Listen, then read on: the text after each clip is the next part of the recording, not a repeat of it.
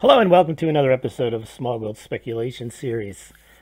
Are DiGenova and Toensing really off the Trump team?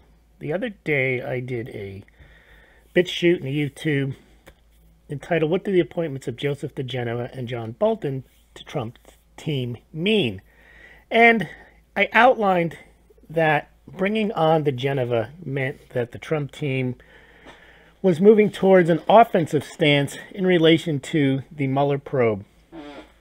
Now, the other day, it was announced that DiGenova and his wife had withdrawn their representation from the Trump team due to conflicts.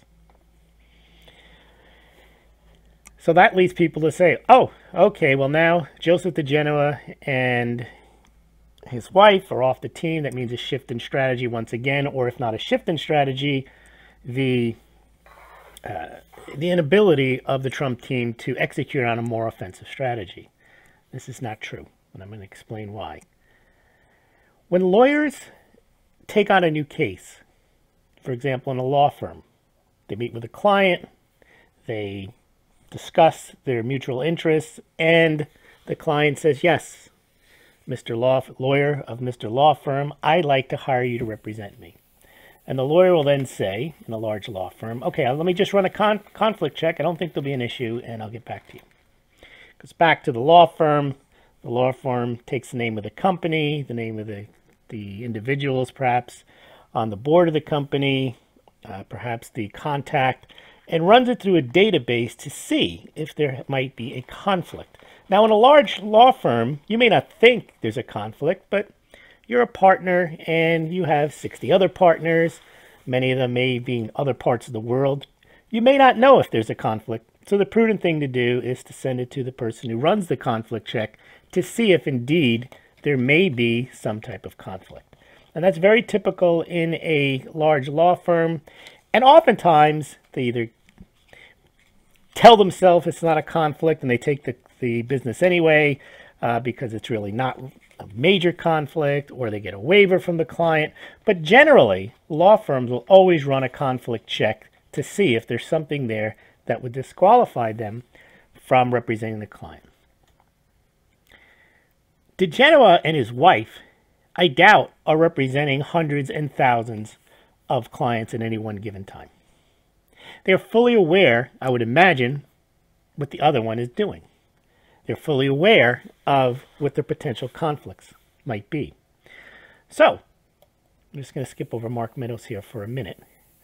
When the announcement was made that DiGenova and his wife, Victoria, were joining the Trump team, immediately on that day, Maggie Haberman from the New York Times says, wait a minute, these people are conflicted out because DiGenova and Toensing represent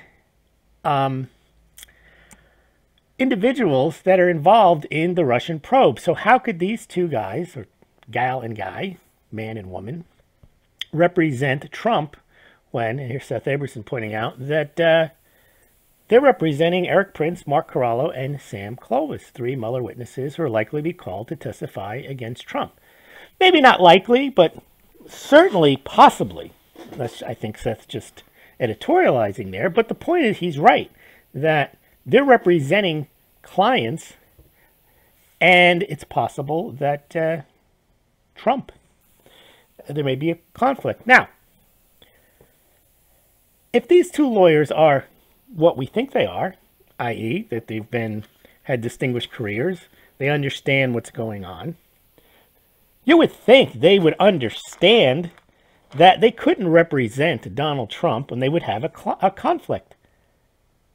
So why would they agree in the first place to represent Donald Trump and join his defense team when, for the most part, they're prosecutors? So it doesn't make any sense. And if you remember from the last video, what I said was these two joining represented an offensive strategy.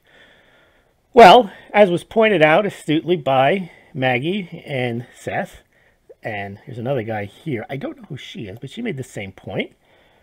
that Trump's new attorney, DiGenova, is married to Victoria Toensing. The pair, she actually outlines it very good. The pair share a law practice, DiGenova and Toensing.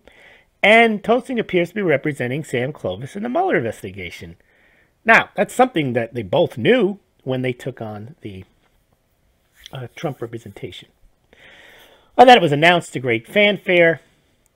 Now, remember, for those of you who didn't hear the last episode, DiGenova has been very outspoken that there has been, based on his putting together of the pieces of what he knows and having worked at the FBI, that there seems to be some type of conspiracy to take down Trump, to exonerate Hillary Clinton, and to take down Trump without getting into specifics. And therefore, I view that as a sign that if Trump was willing to bring this guy on, he was going to take a more aggressive stance. Well, them resigning has people scratching their heads and saying, A, why did they take them on in the first place? And B, this means that Trump can't have this aggressive strategy. However, now that you know how conflicts work, it would be inconceivable that a two-person law firm, which I think they are, let me just double-check that why we're here, a law firm of this size, look it up. It doesn't even matter how big the law firm is. These are two principals, and they would know exactly that. You didn't have to find if somebody else in the law firm was working on something. DiGenova would know what his wife is working on, that his wife is representing Sam Clovis in the Mueller investigation. So it doesn't matter if the law firm is 10,000, I don't think it is, 10,000 associates, because they wouldn't have to check that far. They would know they have a conflict. So if they know they have a conflict, what are they doing signing up with the Trump team? Well, I believe it was political grandstanding for them to say they're signing on with the Trump team. It was obvious. People like Maggie Haberman, Seth Aberson pointed out right away, that other woman that we noted, Julia. They all said, well, what are you talking about? They have a conflict.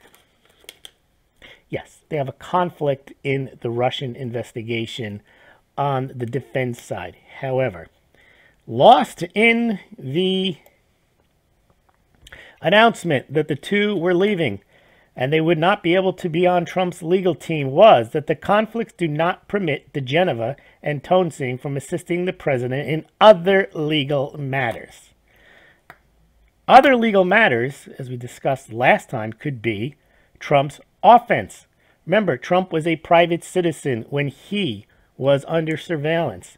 He has claims against and has legal recourse, I would imagine, against all of the shenanigans that went on or supposedly went on during the campaign and after the campaign, and even after he was duly sworn in as president. Now, that was stated, that's not my spin on things, that was stated in the statement by, he said that we thank the president for his confidence. Oh, this is with DiGenova. So we thank the president for his confidence in us, and we look forward to working with him on other matters. DiGenova both didn't hint at, but suggested that they would be working on with Trump on other matters. They're just not going to be part of the defense team. And as we mentioned last time, it didn't make sense for them to be on the defense team. It made sense for them to be on the offense teams. So what I think is happening here is that the two were brought on for defense, ostensibly, to get that out in the press. And then, knowing that they would be withdrawn. And now, it makes it look like Trump is a buffoon, that these two people are buffoons, and that there's nothing to worry about. That Trump now not only can't keep a defense team together to defend himself, these two conspiracy theorists that he brought on to defend him, they won't even be allowed to defend him because they were so inept that they didn't even realize they had a conflict. Well, I'm just presenting another point of view, speculation that they are not inept. Trump is fully aware that they could not represent him on his defense team, and fully aware he didn't want them on his defense team. He's interested in having all of the information that DiGenova has, not only that he's made public about what he believes there to be a conspiracy involving Hillary Clinton's exoneration and Donald Trump's trying to take Donald Trump down at the FBI, but he probably has more information. And I think that is what the Trump team wants him for. I think we're going to see a reversal in the fortunes of the Mueller versus Trump, turning around from DOJ versus internal DOJ, FBI, State Department. And similarly, I think Donald Trump will also levy a personal claim. And I think that is where DiGenova and Toensing come in. Let me know what you think. Thank you very much for listening, and we'll talk to you later in the week.